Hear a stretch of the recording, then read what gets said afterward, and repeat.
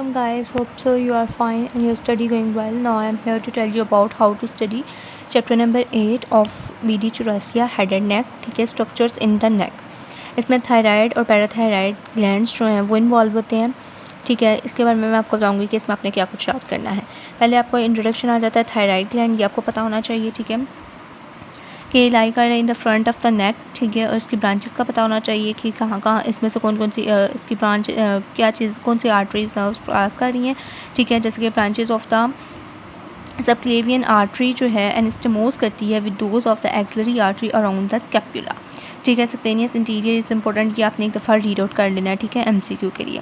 उसके बाद lymph nodes are clinically important. ठीक है, इसमें कंटेंट्स जो हैं ये मोस्ट इंपॉर्टेंट हैं, ये आपने सारे याद करने हैं. कभी कभी ये SCQ में भी पूछ ले जाते हैं कि contents of the thyroid gland कौन से हैं. ठीक है, तो वो आपको पता होना चाहिए. या ये आ जाता है कि स्ट्रक्चर्स इन द नेक में स्ट्रक्चर्स इन द नेक में कौन से कंटेंट्स आते हैं. तो आपको बताना चाहिए 2 ग्लैंड्स होते हैं, थाइमस होता है, आर्टरीज होती हैं, वेन्स कौन सी होती हैं, सिंपैथेटिक ट्रंक कौन से हैं, लिम्फ नोड्स प्रेजेंट होते हैं, थोरेसिक डक्ट होती है, स्टाइलाइड अपरेटस इन्वॉल्व होता है. ठीक है, तो ये आपने अच्छे तरीके से याद करना है. सबक्लेनियस इंटीरियर सिंड्रोम जो है ये भी हो जाता है इसकी डिजीज़ से, ये भी आपको पता होना चाहिए. ठीक है, देन आ जाता है हमारे पास ग्लैंड्स. ठीक है, इसमें ग्लैंड्स हमारे पास थायराइड ग्लैंड और पैराथायराइड ग्लैंड्स होते हैं, वो हम पढ़ेंगे. थायराइड ग्लैंड जो है इसकी आपको शेप का पता होना चाहिए. ठीक है, ये पता होना चाहिए कि एंडोक्राइन ग्लैंड है. MCQ में आ जाता है कि थायराइड ग्लैंड एक्सोक्राइन है या एंडोक्राइन है, ये आपको पता होना चाहिए कि एंडोक्राइन ग्लैंड है. ठीक है, इसकी blood supply situated in the lower part of the front end side of the neck.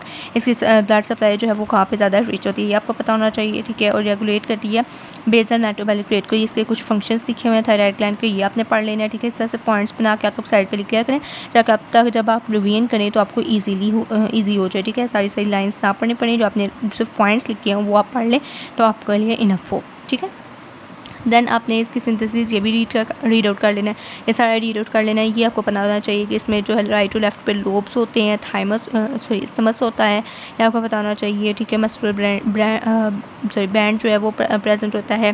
ठीक है, ये थोड़ी चीज़ें आपने MCQ के लिए रीड आउट कर लेनी है. दैन ये डायग्राम्स आपने दोनों देख लेनी है, बहुत इंपॉर्टेंट हैं. जब आप ये पढ़ेंगे इसका इस सिचुएशन एंड एक्सटेंट तो साथ आपने ये डायग्राम जो है इसको भी देख लेना है. ठीक है, सिचुएशन एक्सटेंट ये MCQ के लिए बहुत इंपॉर्टेंट है, इसमें से एक MCQ ज़रूर बनता होता है. इसको आपने अच्छे तरीके से कर लेना है कि ग्लैंड जो है वो लाई किधर करता है. ठीक है, और ये एक्सटेंड इसमें लोब होता है वो एक्सटेंड किधर करता है. ठीक है, इसमें 2 लोब्स होते हैं. ठीक है, और ईच लोब जो है एक्सटेंड करता है from the middle of the thyroid cartilage से to the 4th and 5th tracheal ring. ठीक है, ट्रैकियल रिंग्स ये आपको MCQ के लिए पता होना चाहिए. इसका एक्सटेंट और इस्टमस का एक्सटेंट भी आपको पता होना चाहिए. दोनों में पूछते हैं कि लोब का एक्सटेंट क्या है, इस्टमस का एक्सटेंट क्या है. ठीक है, तो ये आपने अच्छे तरीके से याद रखना है. ठीक है, ये 4th और 5th ट्रैकियल रिंग तक और इसका जो है 2nd to 4th tracheal ring तक जो है इसका एक्सटेंट होता है इस्टमस का, ये आपको पता होना चाहिए. दैन डायमेंशंस एंड वेट ये आपने एक दफ़ा रीड आउट कर लेना है. ठीक है, ये आपको याद पता होना चाहिए कि फीमेल्स में जो है वो लार्जर होता है देन द मेल्स. ठीक है, और इसका ये जो वेट लिखा हुआ है ये आपको पता होना चाहिए अबाउट 25 ग्राम होता है. उसके बाद आगे आ जाते हैं capsules of the thyroid. Capsule of the thyroid जो है इसमें 2 कैप्सूल्स हैं. ठीक है, एक ट्रू कैप्सूल है, एक फॉल्स कैप्सूल है. ठीक है, दोनों कैप्सूल के बारे में आपको पता होना चाहिए, इनकी लोकेशन के बारे में पता होना चाहिए, थोड़ा बहुत इसकी जो फंक्शंस हैं उनके बारे में पता होना चाहिए कि कौन सा थिक है कौन सा थिन है. ठीक है, और कौन से, और ये आपको ज़रूर पता होना चाहिए बेरी. ठीक है, ligament Berry, suspensory ligament Berry. इसका मतलब ये होता है कि ये फॉर्म कर होता है, कनेक्ट करता है लोब्स ऑफ द लोब्स को टू द क्रीकॉइड कार्टिलेज. ठीक है, ये MCQ में आता होता है. ये suspensory ligament of the Berry क्या है, या ये पूछा जाता है कि वो कौन सा लिगामेंट है जो कि कनेक्ट करता है lobes of the thyroid gland को टू द क्रीकॉइड कार्टिलेज. तो आपको पता होना चाहिए suspensory ligament of the Berry, ये आपको पता होना चाहिए. ठीक है, देन उसके बाद आगे जाता है parts and relationship.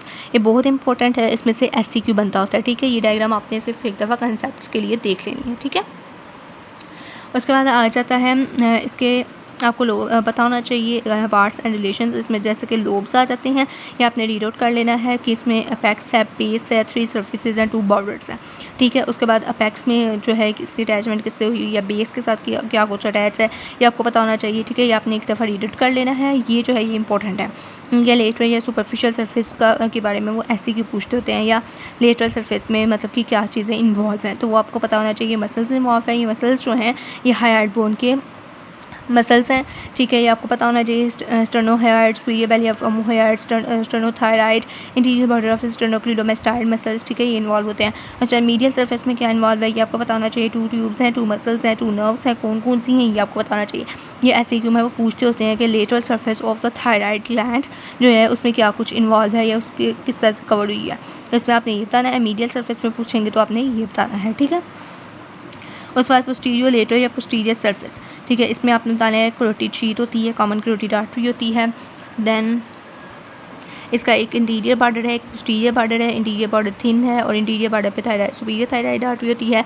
Posterior border पे posterior surface, medial and posterior surface पे क्या कुछ इन्वॉल्व है ये आपको पता होना चाहिए, ठीक है। ये MCQ के लिए इंपॉर्टेंट है, इसमें से भी MCQ भी आ जाता है और ये दोनों जो है वो SCQ के लिए भी पूछते होते हैं। लेटरल सरफेस और मीडियल सरफेस में क्या कुछ प्रेजेंट है, ठीक है। साथ आपने डायग्राम एक दफ़ा देख लेनी है, ठीक है। इस साइड लोब्स में इतना लंबा लिखा हुआ है तो ये मैंने थोड़ा सा शॉर्टकट लग करके लिख लिया, तो इस तरह आपने पॉइंट्स पे बना के लिख लेनी है चीज़ें, ठीक है। उसके बाद आगे आ जाता है इंफीरियर थायराइड आर्टरी यानी कि पोस्टीरियर बॉर्डर में प्रेजेंट है, एक ग्लैंड प्रेजेंट है। 2-3 पॉइंट्स आपने याद कर लेते हैं, ये सारा ना भी याद करें, ये 2-3 चीज़ आपको याद होनी चाहिए। उसके बाद पूछते हैं वो कि इस्टमस जो है वो कनेक्ट करता है lower part of the 2 lobes को, ठीक है। 2 लोब्स को it has 2 surfaces and 2 borders, ठीक है। इस्टमस, ये लोब के बारे में सारी डिटेल थी, अब इस्टमस के बारे में डिटेल है, ठीक है। इस्टमस में जो है वो लोअर ऑफ द 2 बार्स के साथ जो 2 लोब्स होते हैं उसके दरमियान में इस्टमस होता है, इनके साथ ये कनेक्ट हुआ होता है, जिसमें 2 सर्फेसेस 2 बॉर्डर्स आ जाते हैं, interior, posterior, superior and inferior. उसके बाद आपको पता होना चाहिए कि जो इंटीरियर सरफेस है वो किससे कवर हुई है, ठीक है। राइट और लेफ्ट स्टर्नोथायराइड से और स्टर्नोहाइड मसल से और इंटीरियर जुगुलर वेन से, फिश एंड द स्किन से, ठीक है। और जो पोस्टीरियर सरफेस है वो जो है ट्रैकियल रिंग से, अपर बॉर्डर जो है वो सुपीरियर थायराइड आर्टरी से, लोअर बॉर्डर जो है वो इंफीरियर थायराइड वेन से, ठीक है। आर्टरी से, वेन से जो है वो क्या हुई है, रिलेट हुई है, कनेक्ट हुई है, ठीक है। ये आप डायग्राम साथ देखेंगे तो आपको बहुत सा अच्छा कंसेप्ट क्लियर हो जाएगा, ठीक है। यहाँ पे देखते हैं सुपीरियर थायराइड आर्टरी की तरह है, इंफीरियर थायराइड आर्टरी की तरह है, left subclavian artery thoracic cavity, ये आपने एक दफ़ा साथ डायग्राम देख लेनी है।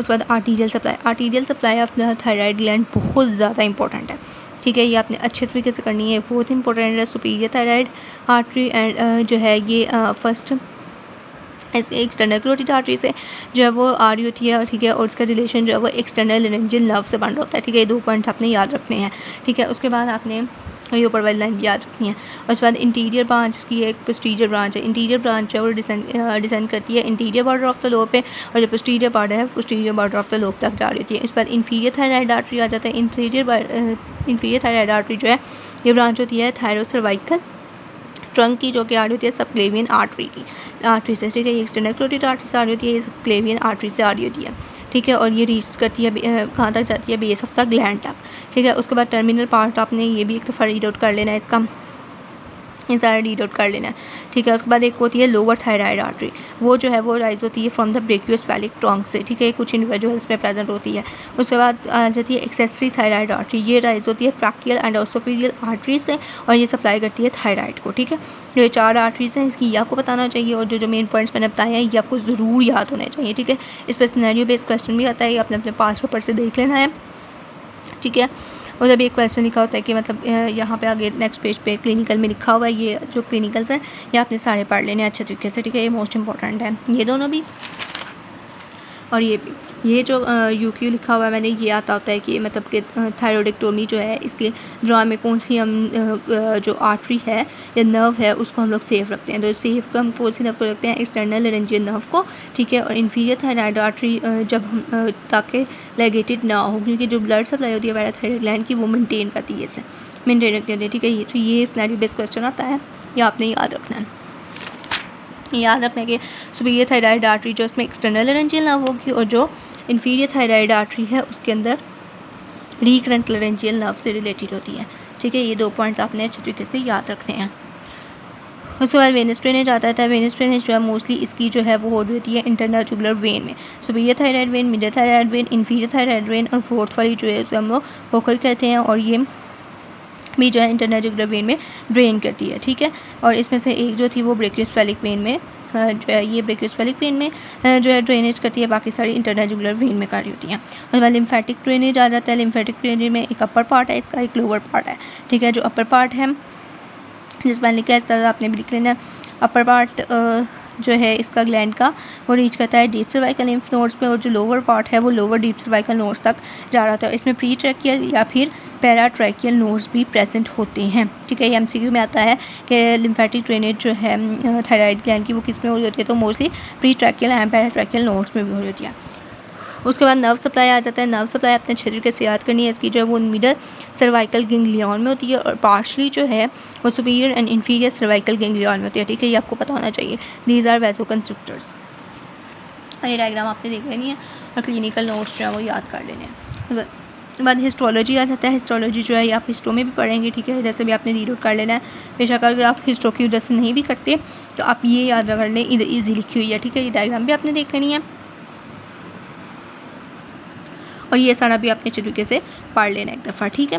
उसके बाद आगे आ जाती है डेवलपमेंट। ये आपने एम्ब्रियो में पढ़नी है, इधर से करनी है तो आप इधर से भी कर सकते हैं, इधर भी इजी लिखी हुई है, ठीक है। लेकिन जब हेड एंड नेक वाले में पोर्शन में दोनों चीज़ें नहीं आती, जो पिछली ब्लड सप्लाई वगैरह और क्लिनिकल बताया वो आता होता है ज़्यादातर, ठीक है। देन पैराथायराइड ग्लैंड जो है ये ऑलमोस्ट थायराइड ग्लैंड की तरह ही सेम है। इसमें थोड़ी थोड़ी डिफरेंट चीज़ें हैं वो आपने याद कर लेनी है। इसकी लोकेशन, इसकी भी जो पार्ट्स हैं दो वो आपने याद कर लेने हैं। इसकी शेप, साइज़, वेट याद कर लेना है। सो भी ये पैराथायराइड, इन्फीरियर पैराथायराइड, इनकी लोकेशंस है ये एक दफ़ा आपने गो थ्रू कर लेना है, ठीक है। ज़्यादा इंपॉर्टेंट जो है वो हमारे पास थायराइड ग्लैंड ही है। पैराथायराइड ग्लैंड जो है वो कम ही पूछा जाता है। देन नर्व सप्लाई आपने करनी है इसकी, ठीक है। वो नर्व सप्लाई जो है इसकी middle and superior cervical ganglion में होती है, ठीक है। उसकी मिडल में थी, इसकी मिडल और सुपीरियर सर्वाइकल गैंग्लियन में होती है। और क्लिनिकल एनाटॉमी इसकी आपने एक दफ़ा पढ़ लेनी है कि हाइपरकैल्सीमिया होता है, पैराथायराइडिज्म जो है इसमें क्या होता है, ट्यूमर होगा तो क्या होगा, तो आपने एक दफ़ा गो थ्रू कर लेना है, इतना इंपॉर्टेंट नहीं है, ठीक है। इसका क्लिनिकल नोट एक दफ़ा आपने याद कर लेना है, ठीक है। इसमें सबकी ये चीज़ है, इसमें से एमसीक्यू बनता होता है, ये आपने एक दफ़ा पढ़ लेना है, ठीक है। और इसके लिए ये इंपॉर्टेंट है, इन्फीरियर थायराइड आर्टरी से क्या पास कर रहा है और पैराथायराइड को कौन सप्लाई कर रहा होता है, यह भी आपने याद रखना है, ठीक है। इंशाल्लाह ताला नेक्स्ट वीडियो में मिलेंगे नेक्स्ट टॉपिक के साथ। और वीडियो को लाइक करें, शेयर करें, सब्सक्राइब करें और दुआओं में याद रखें। अल्लाह हाफिज़।